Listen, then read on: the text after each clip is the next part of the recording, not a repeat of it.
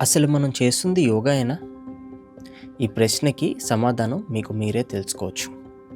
ఒక 100 ఆలోచనలు మైండ్‌లో రన్ అవుతున్నాయి అనుకుందాం.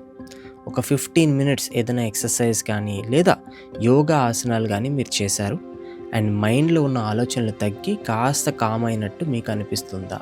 అయితే మీరు చేసింది యోగానే. యోగా అంటే ఇలానే ఉండాలి, ఇలానే చేయాలి, ఇవి చేస్తే మాత్రమే యోగా వల్ల మీకు ఉపయోగం ఉంటుందని ఈ రోజుల్లో చాలామంది చాలా రూల్స్ చెప్తున్నారు. కానీ మహర్షి పతంజలి యోగా అంటే ఏంటో చెప్పిన ఒకే ఒక్క డెఫినేషన్ నేను మీకు చెప్తాను.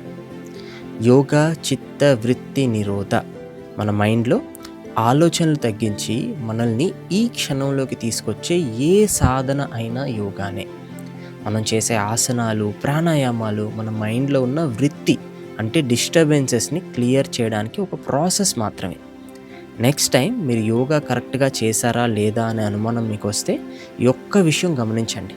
సాధనకి ముందు, సాధనకి తర్వాత అంటే యోగా ప్రాక్టీస్కి ముందు, యోగా ప్రాక్టీస్కి తర్వాత మీ మైండ్ ప్రశాంతంగా మారిందా? మారితే అది యోగానే. మీకు మీ యోగా ప్రాక్టీస్లో ఇలా ఎప్పుడైనా అనిపించిందా? నాకు కామెంట్స్లో చెప్పండి. All the best.